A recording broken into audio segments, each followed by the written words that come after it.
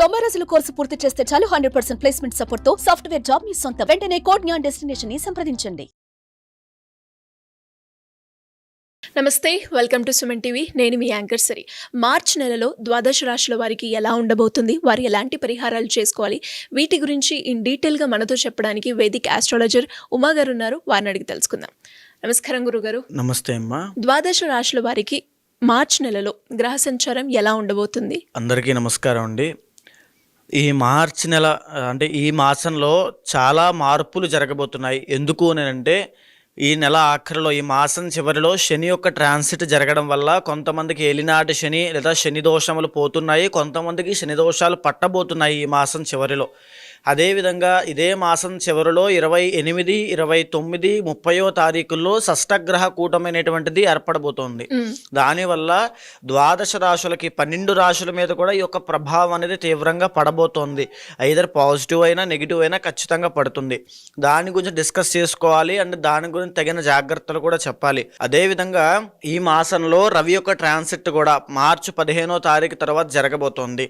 మార్చి 15వ తారీఖు వరకు కుంభంలో సంచరిస్తున్నటువంటి రవిగ్రహ సంచారము 15 తర్వాత మీనంలోకి ఎంటర్ అవ్వబోతున్నారు. కాబట్టి దానివల్ల కూడా కొంత మార్పులు అనేవి ఉద్యోగరీత్యా, పదవీ యోగాల రీత్యా ప్రతి రాశికి కొన్ని మార్పులు జరగబోతున్నాయి. అయితే ఈ మాసము గ్రహ సంచారము చూస్తే వృషభంలో గురుగ్రహ బృహస్పతి సంచారము, మిథునంలో కుజగ్రహ సంచారము, కన్యలో కేతుగ్రహ సంచారము, కుంభంలో రవి శనుల యొక్క కంజంక్షను. రవి మార్చి 15 వరకు మాత్రమే కంజంక్షన్లో ఉంటారు, ఆ తర్వాత మీనంలోకి వెళ్ళిపోతారు. మీనంలో చంద్ర, శుక్ర, రాహు, బుధుల యొక్క సంచారం నడుస్తోంది. మార్చి నెలలో ధనుసు రాశి వారికి విద్యాపరంగా, ఆరోగ్యపరంగా, వ్యాపారపరంగా ఎలా ఉండబోతుంది, వారు ఎలాంటి పరిహారాలు చేసుకోవాలి గురుగారు? ముఖ్యంగా ధనస్సు రాశి వాళ్ళకి ఈ మాసం ఫాల్గుణ మాసం అని చెప్పొచ్చు, లేదా మార్చి మాసంలో 5 గ్రహాలు అద్భుతంగా యోగిస్తున్నాయమ్మ. మేషరాశి తర్వాత అంత అద్భుతంగా యోగించేటువంటి రాశులలో ధనస్సు రాశి ఒకటి. ముఖ్యంగా చూసుకుంటే కనుక గ్రహ సంచారాన్ని గమనిస్తే 3వ స్థానంలో రవి శనుల యొక్క సంచారము అద్భుతంగా యోగిస్తోంది. 2.5 సంవత్సరాలుగా శని యొక్క సంచారము 3వ స్థానంలో నడుస్తోంది. రాబోయే మార్చి 30వ తారీఖు తర్వాత 4వ స్థానమైనటువంటి మీనంలోకి వెళ్ళిన తర్వాత అర్ధ అష్టమ శని అనేటువంటిది ప్రారంభం అవుతుంది. అయితే 3వ స్థానంలో ఉన్నటువంటి శని ఎప్పుడూ కూడా పదవీ యోగాన్ని, లేకపోతే గవర్నమెంట్ జాబ్ని కానీ ఉద్యోగ ప్రాప్తిని ఇచ్చేటువంటి ప్లేస్మెంట్ అది. ఎవరికైనా ధనస్సు రాశి వాళ్ళకి ఇప్పటి వరకు ఉద్యోగము లేదు అనుకునేటువంటి స్థాయిలో మీరుంటే ఈ మార్చి 30వ తారీఖు లోపు ఖచ్చితంగా శుభవార్త వినే అవకాశం ఉంటుంది. లేకపోతే మార్చి తర్వాత ఏప్రిల్లో అయినా ఖచ్చితంగా కలుగుతుంది. మీ ప్రయత్నమే ఆలస్యము. దాంతోపాటుగా 3వ స్థానంలో సంచరించేటువంటి రవి యొక్క బలం కూడా విపరీతమైన శుభ ఫలితాలు ఇచ్చేటువంటి ప్లానెట్. ఎప్పుడు కూడా రవి గవర్నమెంట్ జాబ్స్ కానీ లేకపోతే ప్రభుత్వ సంబంధిత వ్యవహారాల్లో జయాన్ని, కోర్టు వ్యవహారాల్లో జయాన్ని తీసుకొచ్చి పెడతాడు. కాబట్టి అందులోనూ రవి యొక్క బలము మార్చి 15వ తారీఖు వరకు మాత్రమే ఉంది. మార్చి 15వ తారీఖు తర్వాత రవి మీనంలోకి ఎంటర్ అవుతున్నారు. అప్పటి నుంచి చతుర్థంలో రవి ఎప్పుడు కూడా ఆటంకాలని, అనారోగ్యాన్ని తీసుకొచ్చేటువంటి గ్రహము. కాబట్టి చాలా జాగ్రత్తగా ఉండాల్సినటువంటి టైం అది. దాంతోపాటుగా 4వ స్థానంలో బుధ, రాహు, శుక్రుడి యొక్క సంచారం వల్ల అందులో బుధుడి యొక్క సంచారం అద్భుతంగా యోగిస్తోంది. విపరీతమైన ధన ప్రాప్తిని, కార్యసిద్ధిని, సంతోషాన్ని, శుభాన్ని కలగజేసేటువంటి కలయికగా బుధుడు అద్భుతమైన యోగాన్ని ఇవ్వబోతున్నాడు. 4వ స్థానంలో ఉన్నటువంటి రాహుగ్రహ సంచారము కాస్త ఇబ్బందికరంగా ఉంటుంది. వాహన ప్రమాదాల విషయంలో చాలా జాగ్రత్తగా ఉండాలి.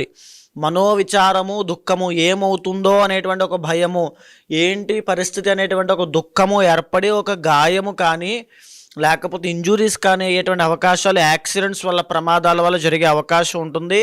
చాలా జాగ్రత్తగా ఈ రాహు ఉన్నంతకాలము ఈ మార్చి మాసం అంతా కూడా చాలా జాగ్రత్తగా ఉండండి. టిల్ మే వరకు కూడా, ఎందుకంటే రాహు మేలో ట్రాన్సిట్ కాబట్టి మే వరకు జాగ్రత్తగా ఉండాలి. ఇప్పుడు 4వ స్థానంలోనే శుక్రగ్రహ సంచారం కూడా నడుస్తోంది. కాబట్టి నూతన వస్త్ర వాహన సౌఖ్యాలు కలబడుతున్నాయి. అంటే ఏదైనా ఒక బంగారం చేయించుకోవడం, ఆభరణం చేయించుకోవడం కానీ, కొత్త బట్టలు కొనుక్కోవడం కానీ, పాత మిత్రులను, బంధుమిత్రులను కలిసి శుభకార్యంలో పాల్గొనడం కానీ, లేకపోతే వారి యొక్క సరదాగా విహారయాత్రలకు వెళ్ళడం కానీ, ఒక జాయ్ఫుల్ మూమెంట్స్ అన్నీ కూడా కనబడుతూ ఉంటాయి.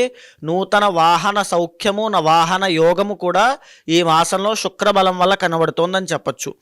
అయితే ఓవరాల్గా ఇంకా మళ్ళా చూస్తే గురువు 6వ స్థానంలో సంచరిస్తుండడం కారణం చేత ఆర్థిక ఇబ్బందులు ఇప్పుడప్పుడే పోయే అవకాశాలు లేవు. వీళ్ళకి ఆ ఉద్యోగ యోగము, ఆ వాహన సౌఖ్యము ఇవన్నీ ఉంటాయి, కానీ మేజర్గా ఆర్థిక పరిస్థితి మాత్రం అంత గ్రో అయ్యేటువంటి అవకాశం ఇప్పుడప్పుడే కనబడట్లేదు. మే తరువాత వాళ్ళకి అది ఉంటుంది, కానీ మే లోపు అంటే ఈ మార్చి నెల మాసంలో కూడా ఆర్థిక ఇబ్బందులు ఖచ్చితంగా ఉంటాయి. 7వ స్థానంలో కుజగ్రహ సంచారం నడుస్తోంది. దీనివల్ల ఆడవాళ్ళకి మరీ ముఖ్యంగా చెప్పాలంటే గర్భదోషం పట్టడము, సంతానానికి సంబంధించిన ఆరోగ్య సమస్యలు పీసీఓడి కానీ పీసీఓఎస్ కానీ ఎఫెక్ట్ అవ్వడము, లేకపోతే థైరాయిడ్ సమస్యలతో ఇబ్బంది పడడం కానీ, లేకపోతే మగవాళ్ళైతే భార్యతో విరోధాలు పెట్టుకోవడము, భార్యాభర్తల మధ్యలో మిస్కమ్యూనికేషన్ కానీ మిస్అండర్స్టాండింగ్స్ కానీ, లేకపోతే ఇంకా చెప్పాలి అన్యోన్యత అనేటువంటి తగ్గడం లాంటివి ఎన్నో జరిగే అవకాశం ఉంటుంది. ఈ మాసంలో విరోధాలకి, ఆ కలహాలకి, గొడవలకి తావివ్వకండి. సామరస్యంగా పోవడానికి, కాంప్రమైజ్ అవ్వడానికి ఎక్కువగా అవకాశం చూసుకోండి. కోపాన్ని అదుపు చేసుకోండి, లేకపోతే చిన్న చిన్న గొడవలు కూడా పెద్దవై మనోవిచారానికి దారి తీయచ్చు. అయితే ఓవరాల్గా ఈ యొక్క ధనస్సు రాశి వాళ్ళకి కేతు, రవి, శని, బుధ, శుక్ర గ్రహాలు అనుకూలిస్తున్నాయి. మార్చి 15 దాకా రవి మాత్రం అనుకూలిస్తూ ఉంటాడు. తరువాత నుంచి రవి బలం బాగాలేదు. అయితే ఇక ధనస్సు రాశి వాళ్ళకి చూస్తే కనుక మీనంలో ఈ మాసం చివరిలో పట్టబోయే షష్టగ్రహ కూటమి. ధనస్సు నుంచి చూస్తే ధనస్సు, మకరము, కుంభము, మీనము 4వ స్థానంలో, అంటే ఏదైతే పెళ్ళైన తర్వాత వచ్చేటువంటి కుటుంబం ఉంటుందో ఆ కుటుంబపరమైన ఒత్తిళ్ళకి, లేకపోతే భార్యాభర్తల మధ్యలో ఇబ్బందులకి, వైవాహిక జీవితంలో ఇబ్బందులు రావడానికి షష్టగ్రహ కూటమి ధనస్సు రాశి వాళ్ళకి ఇబ్బంది పెట్టబోతోంది. వాహన ప్రమాదాలను తీసుకురాబోతోంది అని చెప్పచ్చు. తర్వాత నూతన గృహ ఆరంభములు కానీ, గృహ ప్రవేశములు కానీ, గృహ నిర్మాణములు కానీ, రియల్ ఎస్టేట్ వ్యాపారంలో ఉన్న వాళ్ళకి కానీ కాస్త అగ్రెసివ్గా వెళ్లకుండా జాగ్రత్తగా ఉండకపోతే వాళ్ళకి కూడా భారీ నష్టాలు ఉండబోతున్నాయని కూడా చెప్పచ్చు. దీంతో పాటుగా ఉన్నత విద్య కోసం విదేశాలు వెళ్ళి అక్కడ విద్యారంభం చేయాలనుకునే వాళ్ళు ఎవరైనా సరే వాళ్ళకి కూడా ఆటంకాలు ఎక్కువ అవుతాయని చెప్పచ్చు.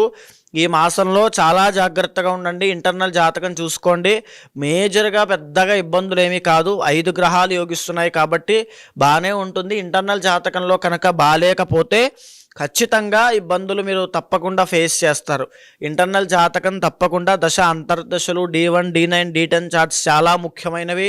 అవి చూసుకుని ఏ దశల్లో మీరున్నారు, ఏ యోగాలు, ఏ దోషాలు పట్టాయో చూసుకుని దానికి తగిన శాంతి పరిహారములు ఆచరించుకోండి.